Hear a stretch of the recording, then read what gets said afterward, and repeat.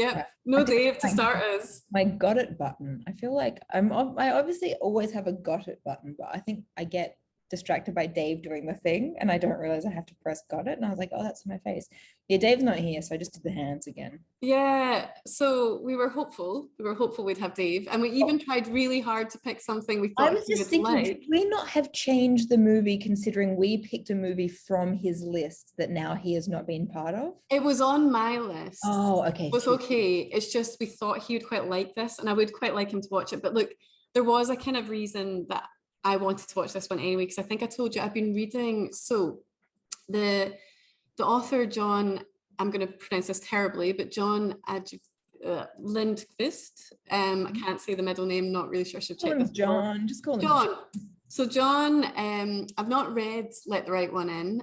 I have seen it before, but must have been, not long after it came out. But I have been reading some other novels by this author, who also, he did do the screenplay for Let the Right One In. Oh, okay. And there was one book I read recently, I don't remember what it was called, something about behind you. Can you just hold that thought? For some reason my fridge has just opened. Oh, okay. Poltergeists, not ghosts, right? What? That's not creepy when you're talking about horror. Scary. I know, I'm just gonna keep watching it. No, but that is correct, Karen. It is a poltergeist, not a ghost. Yeah, no, I remembered you correcting that from last week's. But no, so like I have been desperate, like I've been reading quite a lot of this dude's stuff recently, and some I like and more than others, but he had this weird trilogy from like 2014 to, when did it finish? Maybe a couple of years ago. Yeah, 2017. But one of the stories from it's called I Am Behind You. And I read it during lockdown last year. It was one of the books they had at the library, and it was just bonkers. And bonkers in a joyous way that I loved. I mean, I don't know if you'd love it. It was also massive though. I tried to get it for JP for his Christmas, but I think I told you at the time you just couldn't get it. Oh, okay, yeah. But it's bonkers. It's got like, it's basically that people have been staying in a caravan park, and then they wake up and all of their caravans are in this middle of this green lawn, and then there's some vampire elements to it. It's just nuts, but I loved it. And it made me think I'd really like to watch Let the Right One In again, because there's just such an amazing creepiness about that book. And I hadn't actually realized that the author had done the screenplay for this one until I was, of course, doing my Wikipedia look earlier.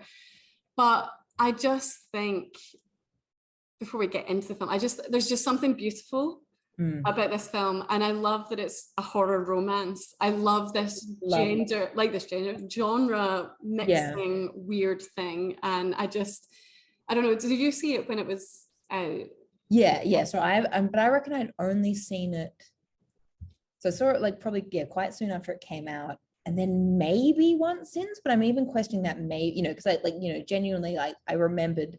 It's interesting. I felt like for a movie that I haven't seen that many times compared to other movies, I did remember a lot of it. Like I didn't remember it at the beginning, but as I'm watching it, I'm like, oh, that's right. It's like I just constantly then got reminded as I'm watching it about having seen it and loving it. And I was like, oh, I remember this scene. Oh, I remember this scene. Like it is just a delightful movie. It is just it's such a nice movie.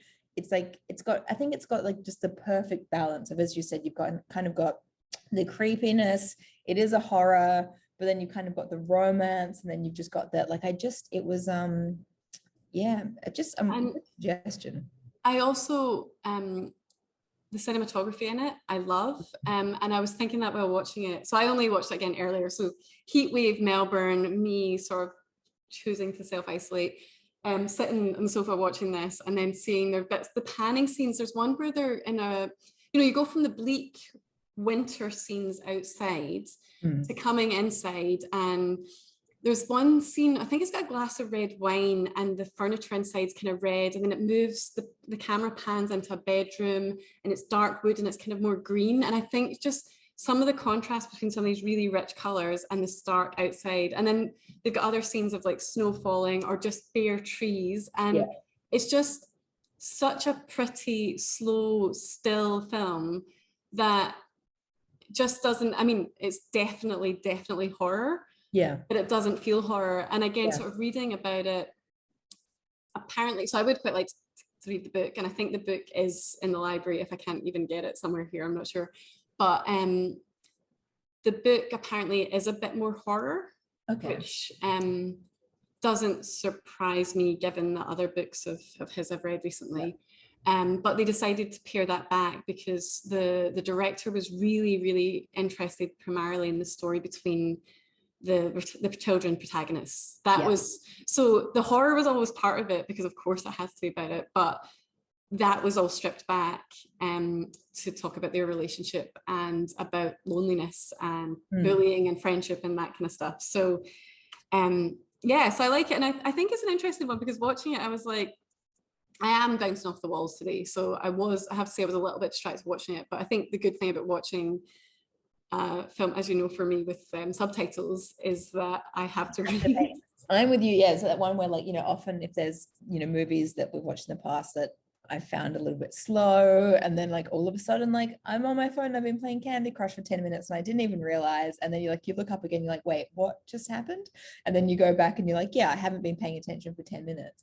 But yeah, you can't do that with subtitles because I don't know what they're saying. I can't pretend in my head that I'm listening to them. Yeah, Swedish is not one of the languages that I have. No, exactly. But yeah, just should we get into it, Karen? Yeah. So we open in Sweden with these sort of bleak sort of tower block apartments that are kind of grey and dull, and it's winter, there's a lot of snow on the ground, and we're introduced to the main character, the little boy, Oscar. And it's just really interesting, the scenes at the start, because he's sort of standing topless in his window, looking out and talking about, I'm going to make you squeal like a pig. Saying all these grotesque that he's got a knife, and it's just a bit like, just like, who's he talking to? What is this? This is going to be one of these kids that goes around shooting his classroom at some point. Like it's a bit unnerving. And he's so pale, and we've got this stark blonde hair. And it's like, so we're introduced to him, and then we jump from him to a man driving in a car at night with a little girl.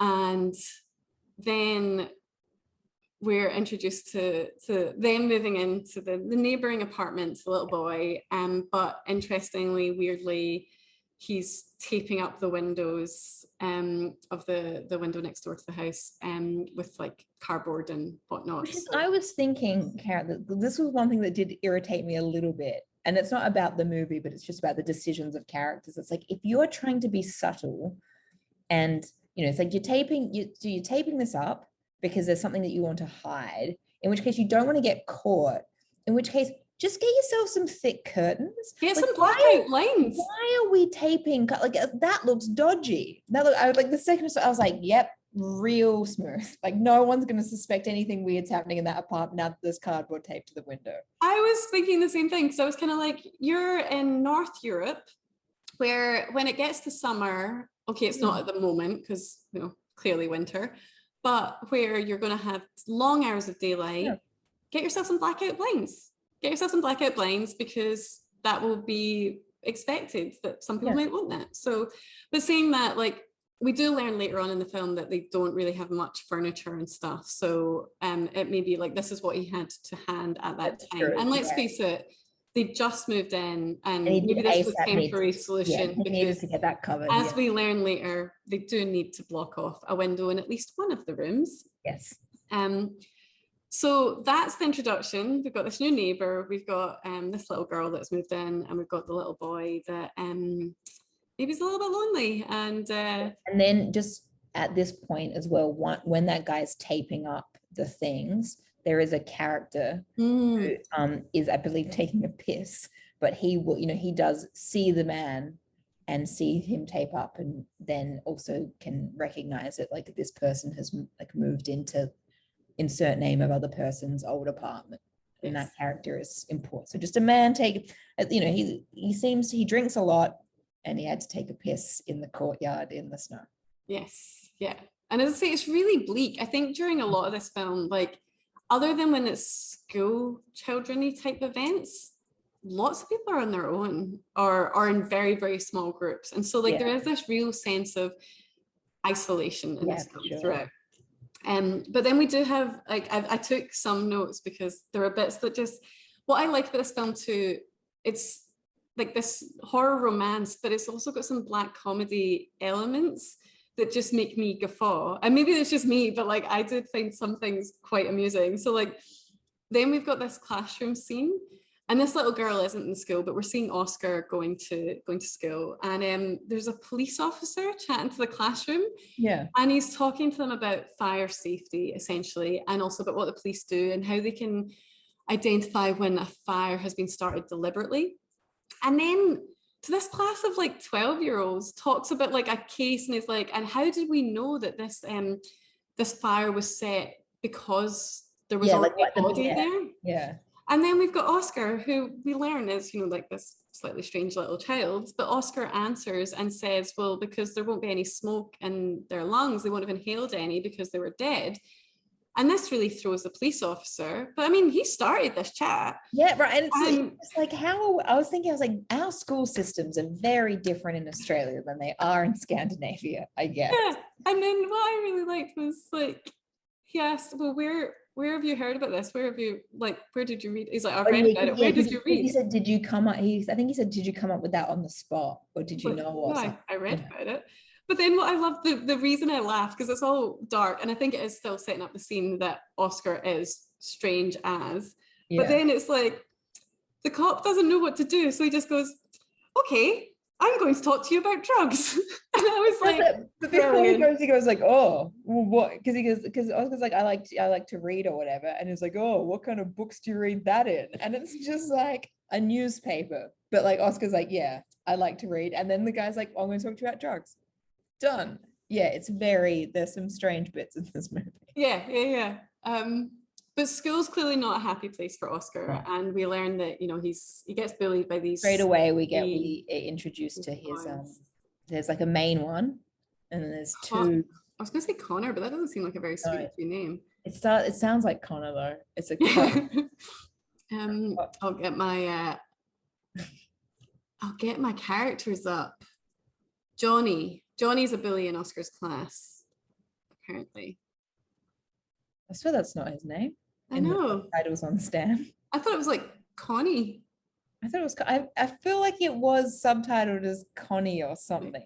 Although, did you notice that sometimes the subtitles did have some typos in them too? I was like, so the subtitles maybe are most reliable. But anyway, so there is a bully, and there are two friends that of the bullies. Yeah. And it's really interesting because one of them clearly, both of them seem to be being made to bully, but there's the little blonde kid that really does not want. He can't handle it. He doesn't. So it's the first bullying event where they're hitting them with reeds. Is that I think that's the first physical abuse.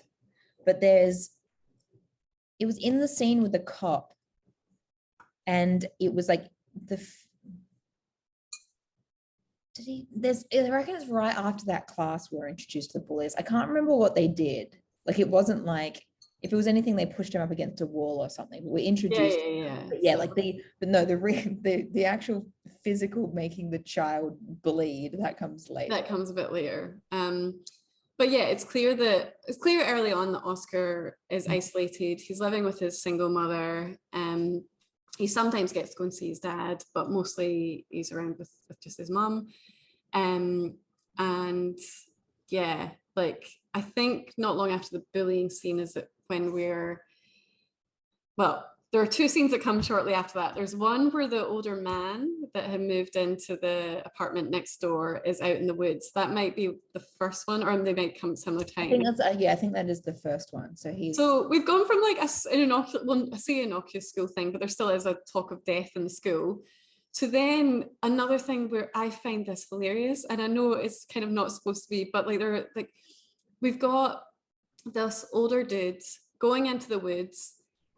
First of all, before he leaves the house, we see him prepping some equipment. And so there's like a funnel and there's a container. Yeah. And then we see him in the woods and he's talking to some dudes. And then next thing we know, he's strung this young dude up on a tree, and he's about to, or he does slit his throat, so the blood runs into this. Sanguinate him. And then this poodle comes up. This is what makes me laugh so much. So the first thing, I'd forgotten this, like, so I remember quite a bit of this film, but I'd forgotten about the poodle. Yeah, I'd forgotten about some of the things that make me laugh. So like, this is nighttime in winter in an empty wooded area, but someone's out walking their big white poodle. And the first thing that made me laugh was the poodle had very similar hair to the little boy Oscar. So that was when I first laughed. But then I just find the whole thing, like, it is so funny because the dog comes up, it comes near, and then it just sits and watches what's going on. So it doesn't get close. And then the dude whose name is Hacken, yeah, right? The one that's trying to get this blood is trying to shoo away the dog. It's not happening. People are clawing on the dog, but the dog is just sitting watching. The crazy bit was, it's like he's trying to get the dog away, but also his setup is really not sturdy. Like, did you notice before he slits the guy's throat, it's like he's trying to balance the funnel, and it's just like, you need like a more robust setup if you like, and he's clearly a person, take their blood and like not leave like just blood everywhere in the forest, like. But yeah, and then the dog's this is, we're getting worried now because like the voices are getting louder and they're calling the dog, and it's like, well, if they find the dog, they're going to find this man killing a person. And so he just kind of like scuttles away. Yeah, but leaves his equipment. So also it's like he's an expert in what he's been doing. So I don't know how long he's been doing this, but he's not good at it. No. Then what I love too as well, there's that scene. I mean, it's dark comedy. There are bits where like he was then on the subway or the train or something, and he's just holding on to his blood spattered. Yeah, basically it's like outfit, like, and then he's like, and puts it in his bag, and you're just like. And then my understanding, because he leaves, and it's almost like, you know how like he goes to put it in his bag and he opens it and then he looks confused. I think he was meant to take at least the container of blood with him, because the whole point was he went out, and then it's like he doesn't. So then that's like, remember, he makes like, it's like a slightly funny facial expression that like, oh God, what have I done? But it's like, yeah, you left your, like, it looks like a petrol container of blood in the forest when you ran away from the man that you were bleeding. And so of course the body is found by the owners of the dog, because they go, well, and also the dog goes to start lapping up the blood. Yeah. Yay. That aside, that more grotesque part aside, that was all just quite funny. I mean, well done, but quite funny. It's not like I'm laughing because this is terrible. It was like, it was well executed. It did what it was meant to, and it was still like, it was what I love is just, as I say, the genre overlaps in this film. But then I think he gets into trouble, but we don't see from whom. No, we just see someone getting pissy, that because basically like, this person's meant to be like looking after this person. The old man is meant to be looking after this person. And then we see there's like kicking of the little case that doesn't have the blood in it. And it's just like, what are you good for, basically? And then we see the little girl whose name is, I don't know how to pronounce, Ellie? I mean, I think it's like Ellie, but they say it with a bit of a Swedish accent. Yes. Ellie. So we got the scene where like Oscar goes out, is on his own, sitting on near the jungle gym, and then we see, I mean, I find this creepy. I think the staging is creepy at times, where she's standing on the jungle gym behind him, wearing not very warm clothes. No, like she's got like a shirt and some trousers and just like normal shoes, whereas like it is like deep snow, and he is all rugged up, like so there's the one bit that we've missed where on the first night, maybe when they moved in, there was the bit where he was stabbing the tree. He was like outside, he had his knife, and that's when you're right. Like, so feel like a pig, so that bit, and then because it seems like going out to play on his own at night is a thing that Oscar does. And that first night, you're right, it was the thing that he'd started in his room saying you squeal like a pig, he was doing with a tree. And then this time, mate, you're gonna blunt your knife. He was just stabbing his knife straight into like a piece of wood. It's just like, that is not what that knife is for. No, he's not thinking this through at all. So yeah, he's hanging out at this jungle gym, and it's also like it's the saddest playground ever in this like area Even outside in these summer, bleak I feel like buildings. it would be sad if you Yeah, know, because like it's little just courtyard, like yeah, this tiny jungle gym in this big courtyard. It's just weird. yeah.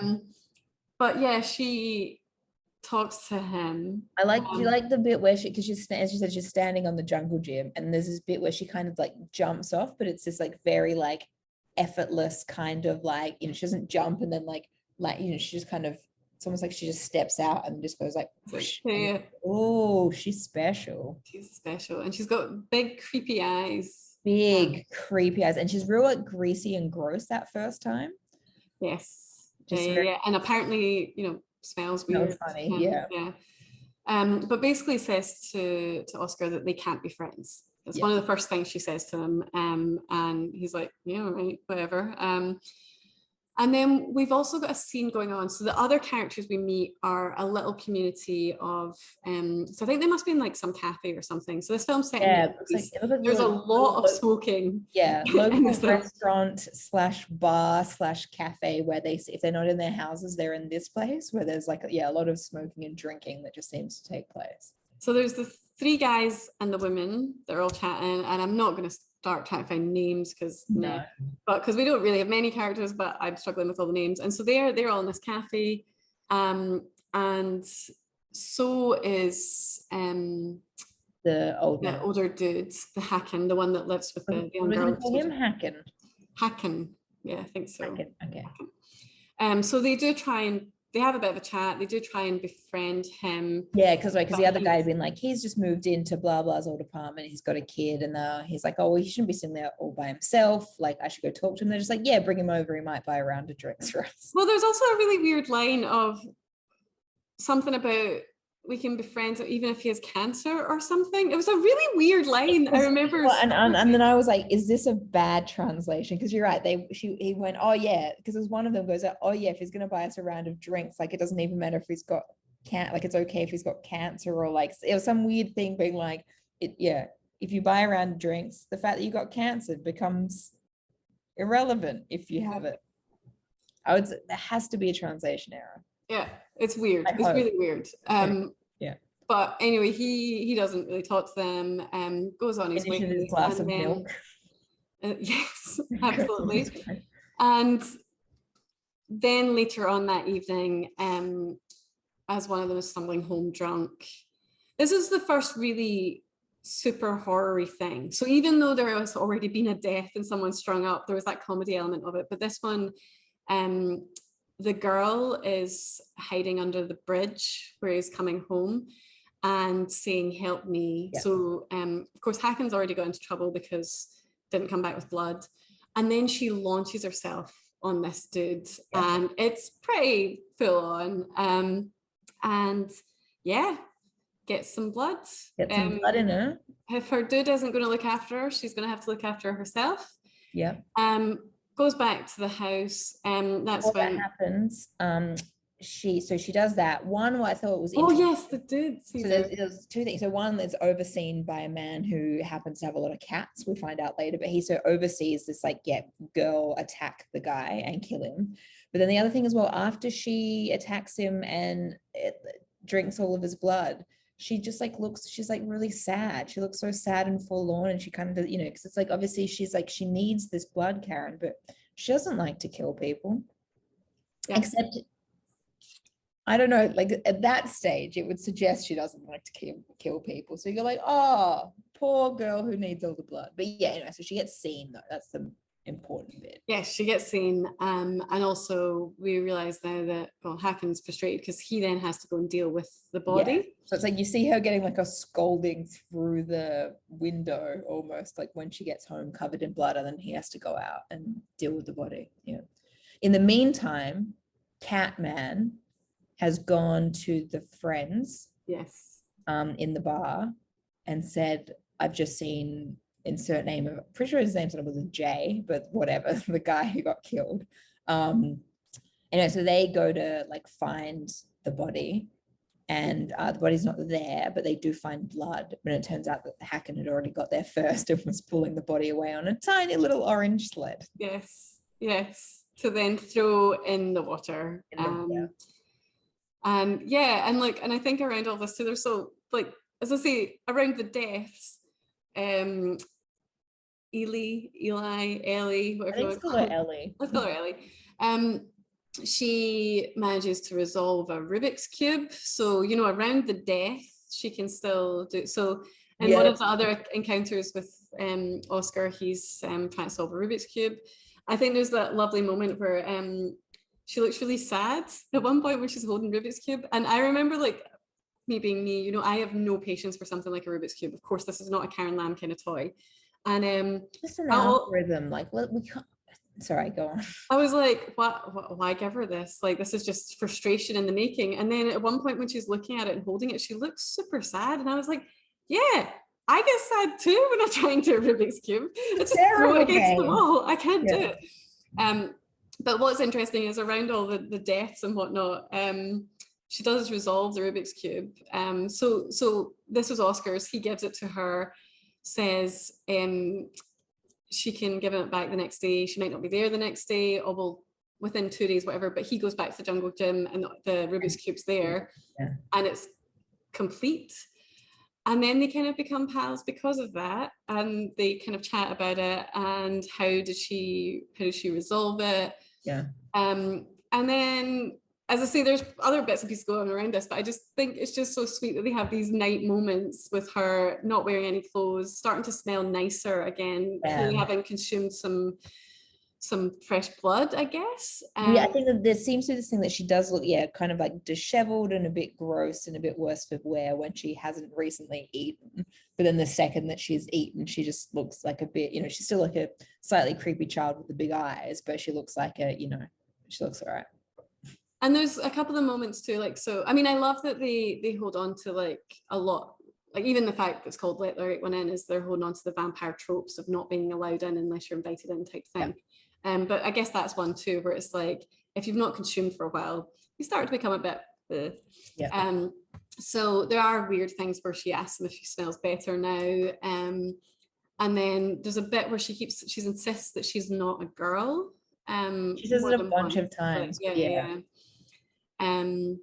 They talk a little bit at one point about why she's not at school and stuff. She doesn't really talk. They then also, around the Rubik's Cube, they chat about how old she is. And she says 12 more or less. And he's like, I don't understand. When's your birthday? Don't know.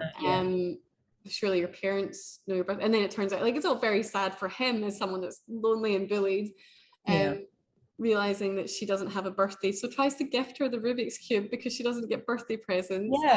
To say it's very cute, very, very sweet. And then somewhere around this as well, back in the classroom, he's getting bullied again, and that's where, as you said, it becomes more of a violent bullying, where the young blonde kid of the three bullies doesn't want to, but like, I mean, he looks like he's going to cry while doing it, but he starts. Because that's right, because he was writing down, the class was finished, he was writing down the Morse code. Because he decided they're friends, so they should Morse code through the wall. So he's writing down the Morse code stuff, and then the kid's looking, goes out, and he's on his way home, and the head honcho of the mean kids is, the actual mean kid is just like, what's on that piece of paper, like, show me, and he won't do it. And so one of them grabs him, and the other one has like a fucking reed, and you're right, the little blonde one is just beating him in the leg whilst crying, because it's like, it's awful. And so then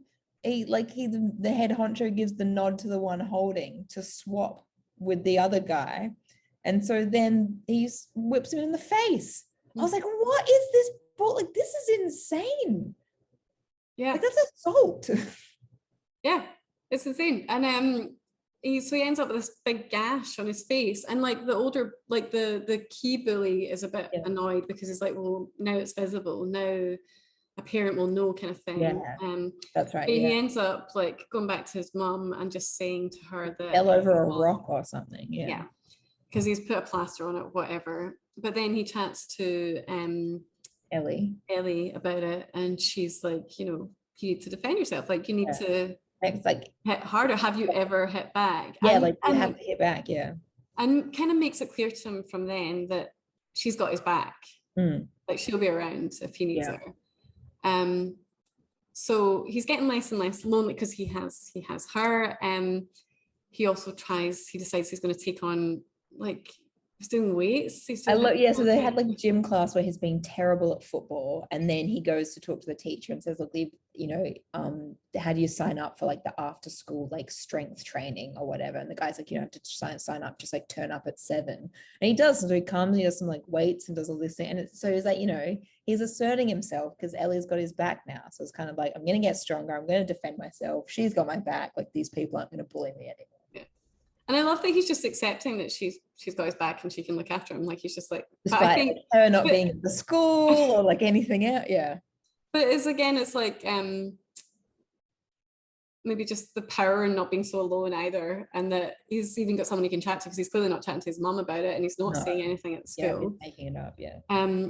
But meanwhile, we've got Hacken, who is still supposed to be supporting Ellie by bringing her food. So we've got the scenes going on with the friends that were in the pub where one has died, and they're trying to work out what's going on there. But we also have Hacken still trying to get food for Ellie. So next time he goes to the school. So there is a lot about like preying on on children, really. So she attacks an older man. Yeah. But when Hacken, he's going for younger. Yeah. Well, for that thing where it's like you say, like praying at the school, like literally is creepily standing outside the school gym or whatever, watching these like school, and granted, like, they're slightly older teenagers, but they're still school-aged people playing sports. And then no one notices. I remember noting that down too. He looks like a creeper. He's got like a trench coat and stuff. Like, he looks like an actual predator standing outside of school watching kids or young people. And it's like, yeah, like he's really not being conspicuous. It's like, hi, alarm bells. Look at, but and yeah, so then decides to get one of the kids, right? But one who has friends waiting for him. And then I feel exactly. Again, it shows how incompetent. So this was another scene. So both scenes with this dude trying to kill are quite comical. This one less so than the first one with the dog, but it's still but then it's like, it's so weird. Has he mentioned to Ellie before that people, there's a few stages, he's like, people, like, they know that I live here with you, like they know my face, because that's the one thing where like as you said, like it's a bit funny because he's just so bad. So he ties this guy up who's like screaming for help, and his friends are just like, hey, what are you doing? And so like the bit that's funny, so I mean, not that scene is darker than the other one, but the funny bit is when he's all set to go, he's all set up, he's got the kid hanging, he's not dead because he's I guess the killing is doing the cut in the throat and then it bleeds out. But the lights go out in the gymnasium and in the changing rooms, and that's just, it's so funny. I mean, again, I had a proper like laugh out loud, because he then, rather than go to find lights to put on again, he puts on a torch, and so it's like death by torchlight. But then, like you say, it's also bad planning, because there's two friends or something outside waiting to go home with him, slagging him off for like masturbating. Oh, that's right. They'll just say, like masturbate at home, we want to leave. Yeah. And then our dude realizes, the young guy wakes up, starts yelling help. We got ourselves into all kind of problems. It's too late to slit the throat or anything. So what he does is go and like cower in the shower. In showers rather, and throws acid on his face. While the other dudes are breaking in with the box, like the gymnastics box, to save their because he's gonna get caught, so now he like can't, he wants to disguise his face, and I think as he says something like for Ellie or something, and then just pours acid on his fucking face, and then Ellie's at home, but like here's a news story or something about a person, like an attempted like murder, and then like the person basically disguised themselves. And then so she rocks up to the hospital and says, I'm looking for my dad, but this person obviously understands who she's talking about. So it's like he's in a restricted ward, like, do you want me to call? And she's like, no, that's okay. And then she goes outside, and then just like, ends up at the window. Yeah, I love that. I love when, because you blink and you miss it. But as the nurses or the receptionist, I can't remember who it was, but it was standing outside the front looking for her. Over in the corner, you see Ellie running, like Spider-Manning, essentially up the wall of the hospital because she knows what floor her person, like who she called her dad. Let's call her caregiver. Her caregiver is on. And yeah, so then we've got that scene. Well, it's grotesque. The half of his face that's so it's all melted, and you can see his teeth and stuff. And then basically, like, he invites her in, and then kind of even just almost like gesticulates. Yeah, he gifts himself to her. Yeah. So then she does the thing. She jumps on, drinks all his blood, and then like throws him out the window. And then just like later dazes again. Yeah. And it's interesting because that's all happening. All these quite dark scenes with her eventually ending up on her own. And then we've got some of these scenes where Oscar has been out visiting his dad, who lives out in this, like, further out somewhere, and quite happy scenes for Oscar, because we've had earlier on these dark scenes where not only the stabbing and whatever, but he clearly collects clippings of murders. Yeah, like, he's properly obsessed with he stole the newspaper, and then he opens up his little, and it's just like full of paper clippings about murders and details about weapons and knives and whatever, and he's cutting out the article about the first dead person. From the poodle scene, and just like he's cutting it out and sticking it in his book, and it's like, as you do, scrapbook of death. You don't want anyone to find that book, friend. So he had got back from his dad, but he had a lovely time where clearly his dad gives him all of his attention. Yeah. And they've got the bits where they're on like electric bike things going through the snow, and it's all just, it's very, very nice. And then after Ellie kills her carer, that's when she arrives at Oscar's, because he's back in his room. And he's in bed, and she comes to the window and she asks him to invite her in. He doesn't really ask how she managed to be at his window. Like he's not perturbed. No, it doesn't seem that bothered. But also she says to him not to look at her because she's got bloody mouth from having killed her caregiver, and also blood on her clothes. So she strips all her clothes off and then gets into bed with him, and he comments on how cold she is, and then he asks her if they could go steady. And then, but I also do like that, like, he's having to explain everything, not everything, but it's like, she's like, what does that mean? And there's a bunch of times where, because she didn't know what a Rubik's Cube was, and there's all these like very normal things that she doesn't know what they are or what they mean or whatever. And like, he's also not fazed by then having to explain, to someone basically, a kid his age who, I guess she's seeming weirder and weirder for various reasons, but he doesn't seem weirded out by the fact that she's never seen a Rubik's Cube before, or she's never heard the phrase like going steady, or like, he's just like, oh, and then just explains it. And again, she says she's not a girl to him. That's right. But all fine. But then she was clearly trying to say she wasn't going to do this, until she realizes, when she learns what it is, that nothing's really changing. She's like, also, it will be the same. And it clearly is important to him. So she's like, fine, cool. Let's do it. So then she leaves in the morning, but gets back to her house as you do, but before it's light. But she leaves him a lovely note, and calls herself Your Ellie. Which is very sweet. I can't remember all of the quotes, but like there was something about leaving when you need to leave, or something. Something free, It's quite poetic. I can't believe I can't remember it, but it was quite pretty. And then we've got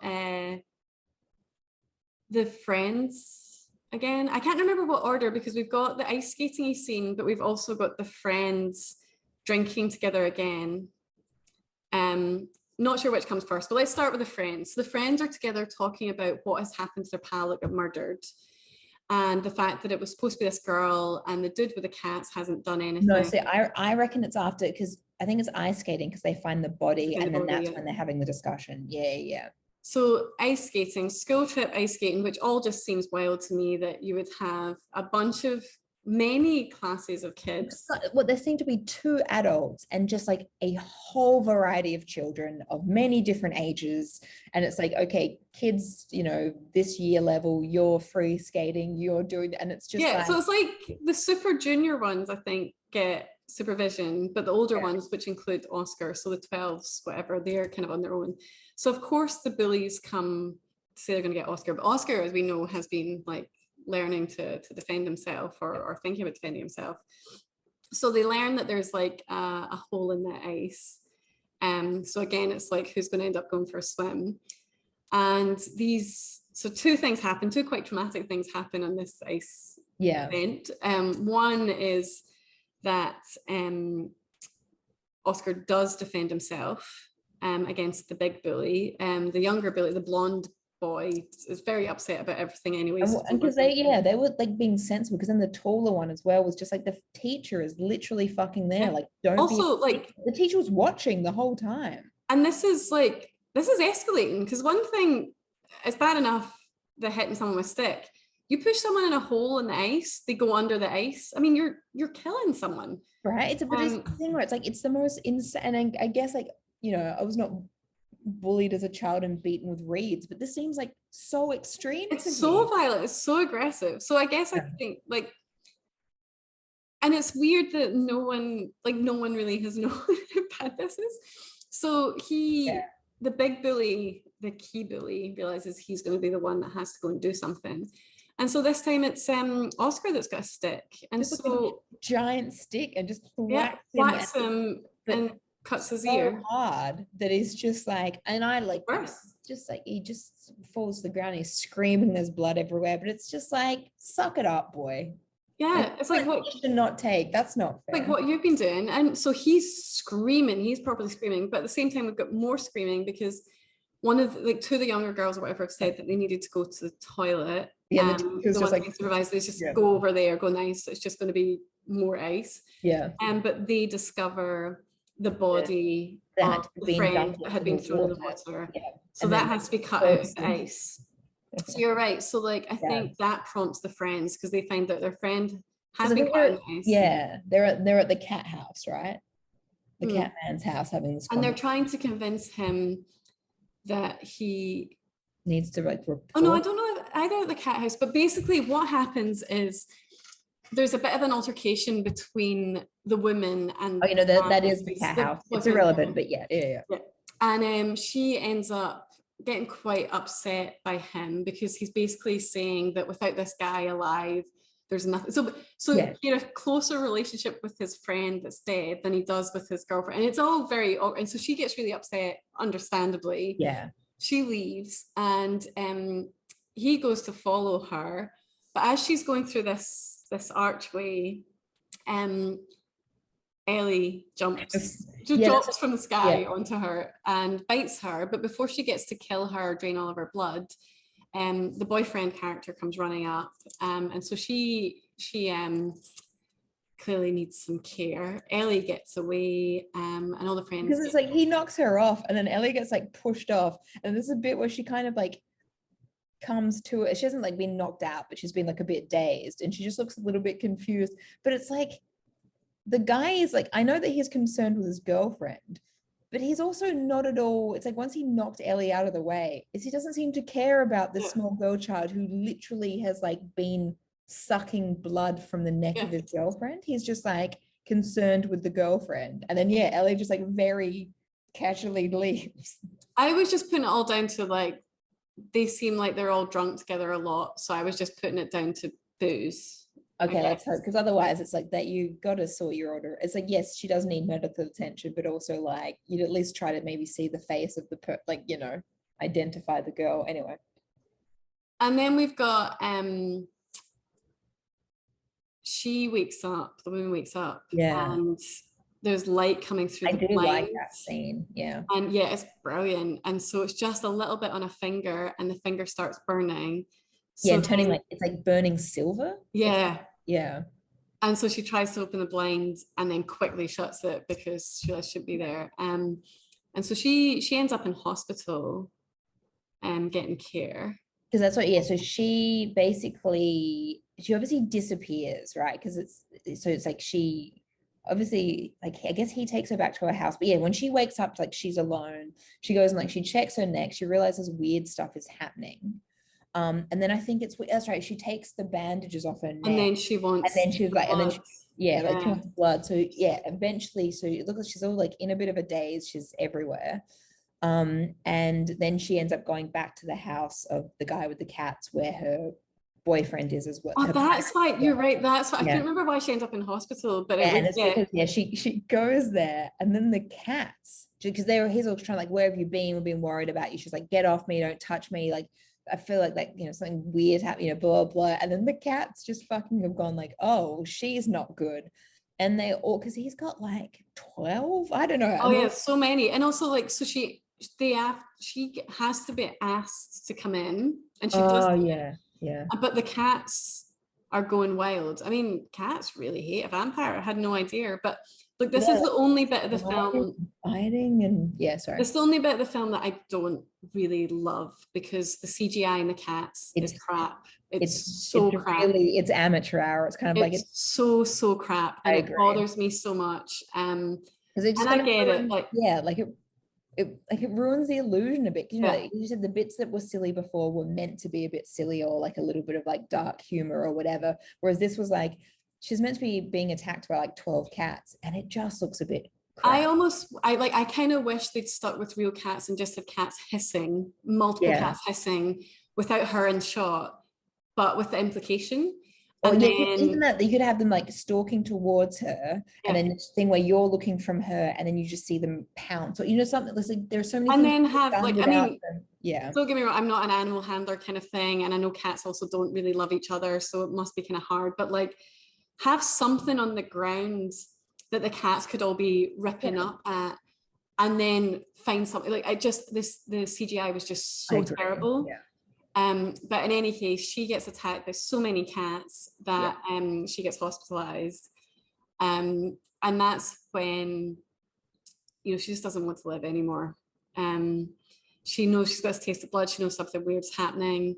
Yeah. And she's like, I think that girl infected me or something. Because she says that to the guy, right? Because the guy comes in, so her boyfriend's trying to make up for everything being crap, and he's talking about buying her a house somewhere and like money and what they're going to do. Sell his dad's stamp collection. One of the stamps worth like 80,000, and he's going to buy a nice little cottage, and they can both live there, and it will be great. Yeah.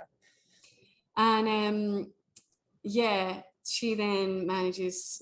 So the doctor comes in, wants to take some blood, and she convinces them to open the blinds, and then she just combusts. On fire, spontaneous, but like impressive. It's like she's on fire and she's screaming, and then it's kind of the fire kind of explodes up, and then it hits the ceiling and it spreads like really fast. I really like this. This is a thing. All the other scenes great, but that cat scene, exactly. This scene was amazing.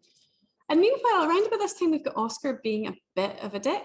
Well, because in the meantime, there was a bit that confused me. Because so Oscar's gone back to see his dad for a short period, because there's the bit where then Oscar. So, okay, can you explain that to me? So he's at his dad's house. They're playing like tic-tac-toe or something, and like Oscar seems to be having a good, because like an okay time, and because obviously it's been flagged that he hit that kid in the head with a stick so hard that he had to go to hospital. So it's like Oscar's in a bit of trouble. And then it's like his dad's friend is there, and then all of a sudden like Oscar's not having any attention paid to him, so he just fucking legs it, and then just like hitchhikes from the countryside back to and then the reason I know that happened then, because there's a weird bit where you've got the woman who's just is now combusted, but it was before she went back to the cat place and had the cats attack her, where she's on.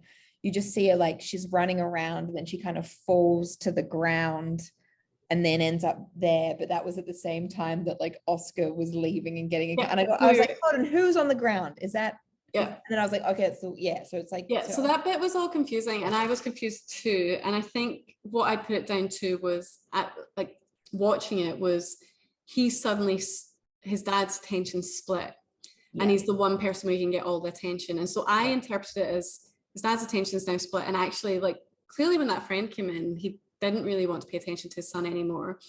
Well, so I couldn't work out if it was meant to be some kind of awkwardness, because like that was the dad's boyfriend. Like that's why I was like, is this a new relationship, or is it just I looked at the synopsis on Wikipedia, as I often do, even though I've watched it really recently, and actually it mentions his father, whom Oscar visits occasionally, as an alcoholic living in the countryside.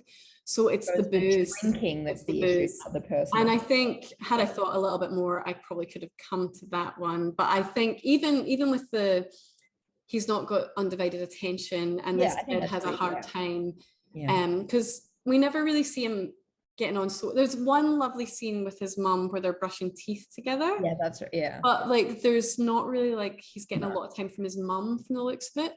So I just took it as a jealousy thing. And then having that note from Ellie. Yeah. He thought he'll go back to the one person that seems to really give him, but then you're right. And then he's the alcohol thing makes, much more sense now. So I'm wondering if that had more of a presence in the book, perhaps, but they maybe downplayed it in the film because it would just take too much time. Yeah. So he's left that, and then you can help me with it. I know I just watched it, but like the bits that I remember are him. First of all, like he's trying to do like the blood brothers type thing with her. No, is that the first bit, or is there something else that happens? No, that's later. That is no, wait, that's before she attacks the woman. Oh, okay. Yeah, that's right. Because it's like, so he'd been doing the practice and had been like, he'd been going to after school strength classes. Yes. He'd been watching, and then they ended up in some weird cubby housey thing. Like weirdly near the school, in the school. I don't know. Yeah. And that's when he tries to do the blood brothers thing.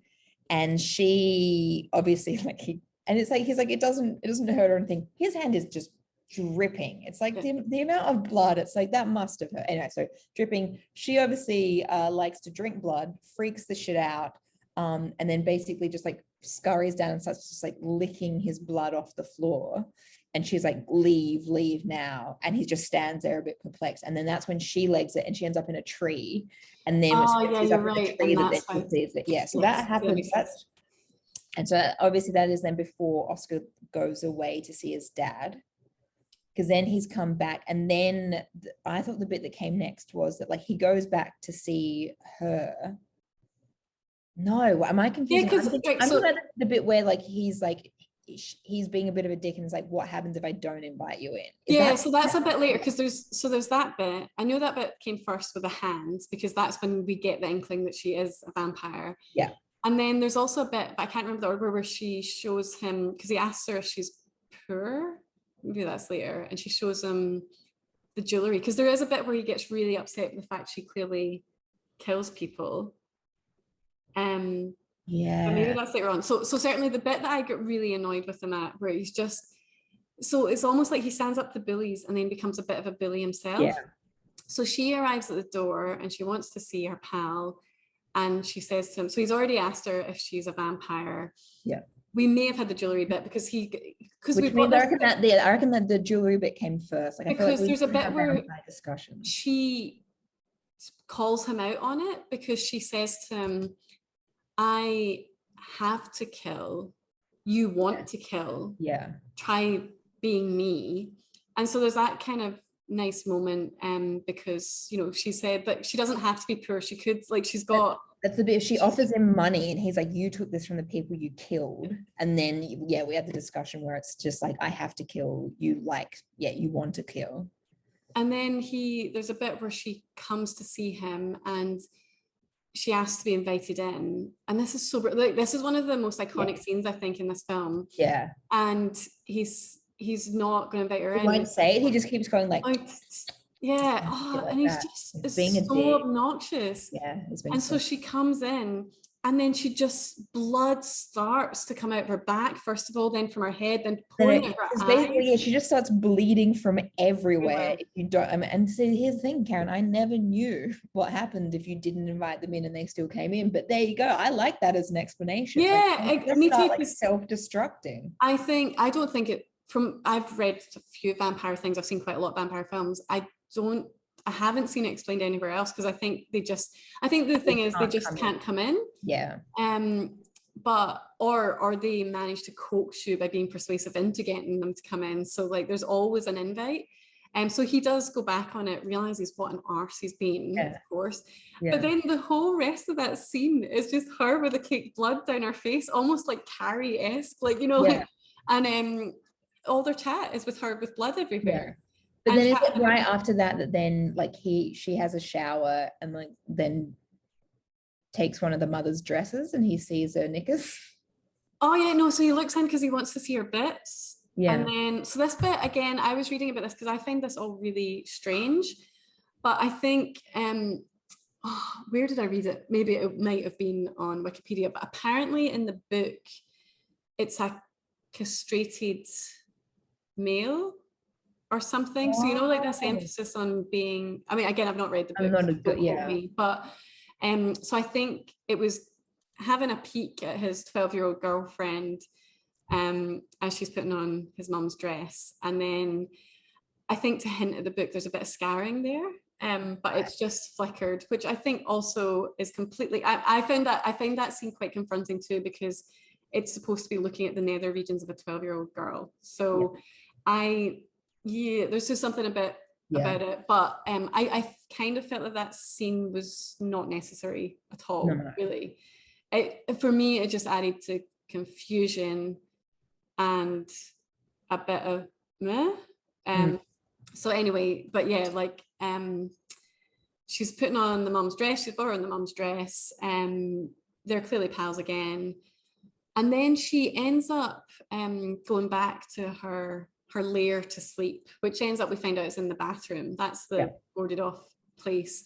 So she leaves him a note saying that she's sleeping, not to wake her up, to leave her alone. Yeah. But that's when the dude, this boyfriend, who's not only lost his friend, but also his girlfriend, has combusted, and it occurs like it's the weird girl that's living in this apartment.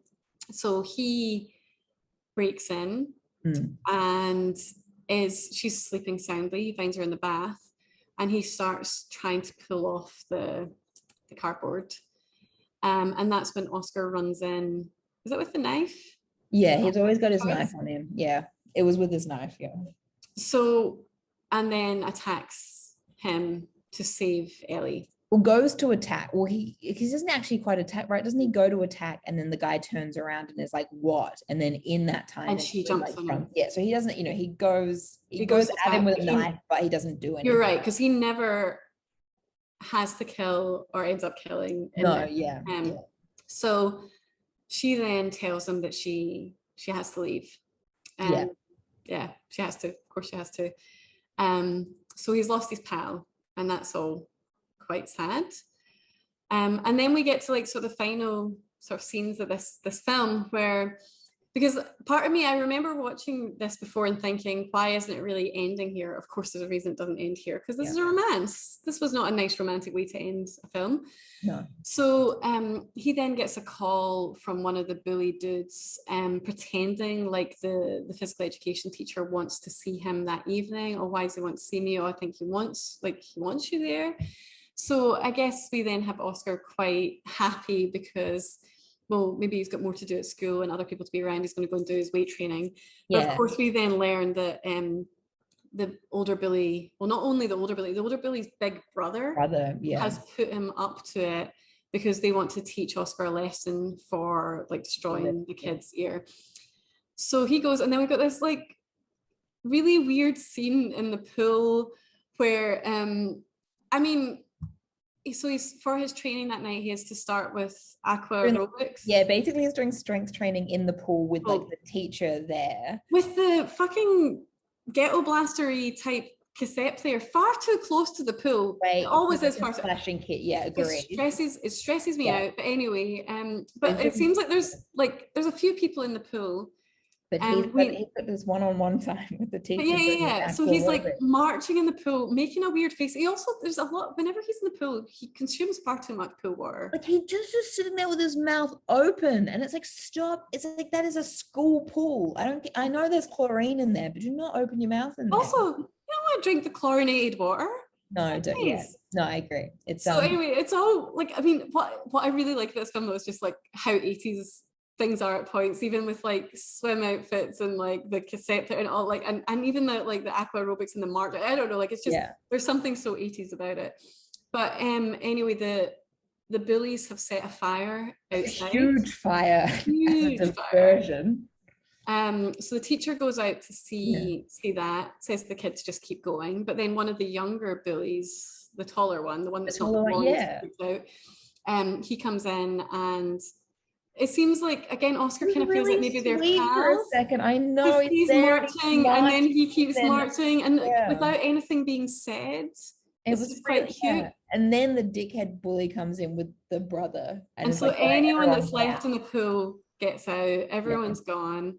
And yeah, this is horrible scene where, again, it's like it's bullying to the death points. And so also the older brother is far older, and it's like, I get it, he's standing up for his little brother, but it's just like, this is insane. Like, you're threatening to kill a child, like a small child. Well, so we have the little blonde kid still sort of sitting on the bench, wanting nothing to do with it, with his head down. He's like, nah, this is awful.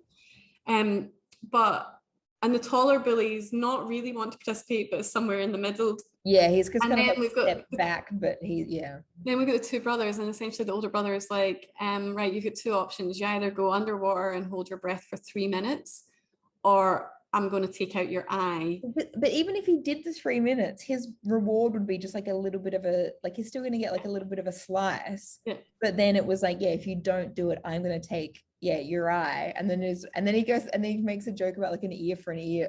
Yeah. And then he's like, well, look, quite rightly, Oscar's like, this is impossible. This is impossible. But anyway, well, the fire is all out, the teachers are all out there. The older kid holds Oscar's head under the water. I mean, they do at least give Oscar a chance to like take a breath and go down, but basically just holding this 12-year-old kid's head underwater with the threat that if you come up before 3 minutes, I'm going to stab you in the eye with this. Like, he had a fucking, flick knife. Yeah. And we see so this scene, like, I love the end of this film. I think such a good scene. The ticking of the clock, and we see that he's been in there, and then he's trying his damnedest, and we see so much of Oscar underwater, which almost has like this peaceful element, even though it's quite like obviously stressful because he's drowning. So the bubbles start coming out, and then there's like this stillness, and then next thing you know, because I'm kind of like, I remembered that she comes to save him, but I couldn't remember exactly what happens.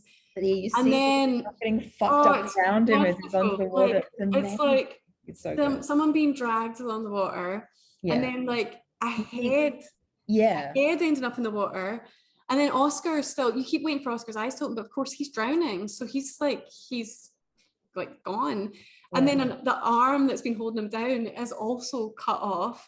Like, oh, this is amazing. And then he's saved because Ellie has clearly been keeping an eye on him. Yeah. And she comes to save him. And just kills everyone except for apart from the blondes, like the little blonde bully who's just it's amazing. And it's amazing. And as I say, what I love is like the fact that we don't see the massacre. So we have seen her being quite grotesque. Yeah.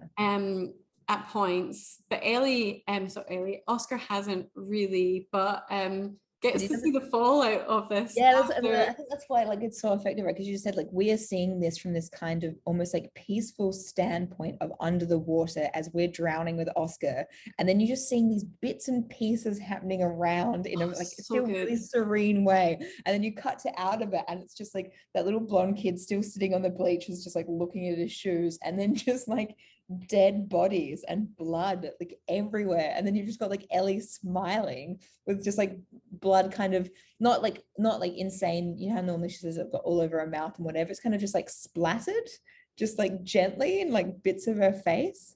It's beautiful, Karen. It's wonderful. And then we get to the end on a train where they're on a train, but he's on a train with her. Yeah, but she's in a box, like, so that because it's daylight and so she's protected. And then they're Morse coding one another. And I can't remember, I read it somewhere and I thought it was on Wikipedia, but I can't see it again. But I must have read it because I think I was interested in what the Morse code was. And I think it was something like kiss or something, and then the response was something like little kiss or something. I don't know, it was something like that. I think I read, I can't remember exactly. Of course, you know, it was Morse code in Swedish, but someone had written the translation. But it's just lovely. It's such a lovely film, such a lovely horrific film. But yeah, that scene in the swimming pool is, I think, like just one of the best scenes ever. Yeah, it's so good. Yeah. And it's just like, it's almost like a Bonnie and Clyde type. She had the money, so, and he can look after her, but they're off together. So yeah, I think it's such a great film. What they didn't address, Karen, though, is that she will not grow old, but he will. Yeah. But no, like great movie. It was great when I saw it the first and maybe second time, if there was a second time, and then when I saw it this time, just still fucking sensational. Yeah, and I think I'm gonna try. I know he's not here for it tonight, but I am gonna encourage Dave to watch it, just because you know, I'd like to. I'll probably watch it again with him, because I think he'll really like it. And yeah, it is a film I'll watch again. I just think it's beautifully made. Have you seen, like, so again, there's the remake, right? Or say the remake. I didn't realize it was called, when we talked about last week, and I went, oh, you mean we're watching the original one? And you're like, yeah, of course. I didn't realize. I actually looked it up because I was like, I don't think I've seen the remake, but it's called like Let Me In or something. And look, it's got Chloe Grace. More Moritz, is that her name? Moritz, in it, and I quite like her. And so, and look, I think so. So Let the Right One In did very well, was loved, won loads of awards. People really like this film. And apparently the director of this film got asked if he would like to make the English version. And he said, well, no, because he's like, my feeling with remakes is if they're needed, if the original's not good, why bother? But actually, I think the writer, John, I don't know if he say his full name again, but John, apparently, and again, this is from reading beyond Wikipedia, but he was quite excited to see, because it was then a different director that took it on, someone else's version, because he's like, all he thought was someone else's interpretation of his writing. And also, I guess, like, some of the things that we maybe struggled with, like the cancer comments and whatnot, like, I guess writing it with maybe an English screenwriter, and having it in English in the first place might do with some of that. But I personally didn't feel that another one was necessary. But that being said, apparently it's good. Again, for some reading I've done, but I didn't do very well at the box office. But maybe I'll give it a go. Maybe I will try it. The other thing was, I think there's a TV series as well. Oh, what? Which I wasn't aware of. But yeah, you're right. So like the film, the alternative film is Let Me In rather than Let the Right One In. And I also just don't like the title as much. I think I like Let the Right One In. I think and what, you know, if you read about it, they say it's like a play on words because it's the vampire thing, but it's also about the vampire choosing who the people she can trust, kind of thing. And the other bit that I read that was downplayed in the film was apparently the person in the book, the person looking after her, or them really, because Ellie has kept saying they're not a girl, was a pedophile, I believe. Right. So I don't know if that's also something in the book about why he only kills young folk, where she's just going for blood. I don't know. That would explain some of it. But again, I could understand taking that out and focusing. And as I say, even like the weird bit about so like the story centers in the relationship between a 12-year-old boy, Oscar, and a centuries-old vampire child, Ellie. And the book focuses on the darker side of humanity, dealing with thematically heavy issues such as existential anxiety, social isolation, fatherlessness, divorce, alcoholism, school bullying, paedophilia, genital mutilation, self-mutilation, and murder. Yeah, okay. Well, that's a lot. That's a lot of themes. That's a lot of, and they're all not the happiest of themes. No. And as I say, having read some other novels by this author, they can be quite mighty. So, and I don't like a long film. So even this one, it's not over 2 hours, but it's a bit longer for me. A long one, Karen, yeah. But I might read the book, and I might actually try Let Me In. Yeah. I might. Because I think it's good, and I'm keen to see more of it. Sure. But yeah, so thanks for humoring me. Sorry, Dave. Maybe one day he'll watch it. Dave. But no, it was good. But I think for the next time,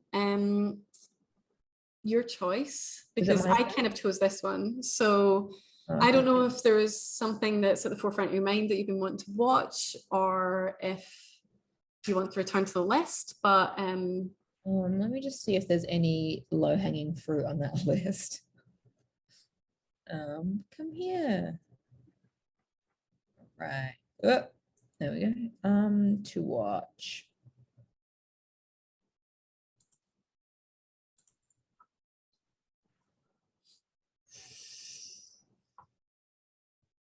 And I say we may or may not have Dave for the next one, but don't let that inform you, given that tonight's rehearsal for him was last minute, so he didn't know what was happening.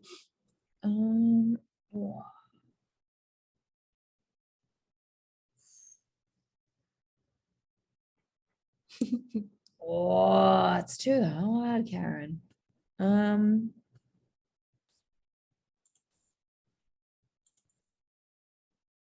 Oh, can we watch? And I feel like it's not like very necessarily like horror-y, but I was intending to see it at the movies, and I feel like I didn't because of pandemic-y thing. Let's watch Shirley. Oh, I was so hoping you were going to say that, because I've been wanting to watch it because I wanted to see the movies too. And yeah, I mean, and it was one of those ones that afterwards I was like, I need to track that down. I need to see it, and I just keep like forget. I feel like my list is quite long, and I just forget. Let's watch Shirley. Yeah, that's great, because I also almost, when I was kicking about Dimmicks, just before Christmas, or just after Christmas rather, I was looking at books by that author, and I was like, oh, I've been meaning to watch that film. So yeah, no, great, let's do that. Perfect. Shirley is on. Oh, I can't spell. Oh, Shirley's on fucking everything. Okay, then we're fine. Stan, Fetch, Amazon, and then for pay on Google. Great. YouTube. Well, we'll get it then. Microsoft. Yeah, let's do that. Perfect. Thanks, Sophie. And again, we don't have Dave to say recording. I can't even remember. I know recording in progress. What's he say at the end? I clearly just blanked him. It's recording stopped. Recording stopped. Okay. I was like, recording is ending? Like, I don't know. Recording is ending. This is why I don't do it. Anyway, thanks, pal.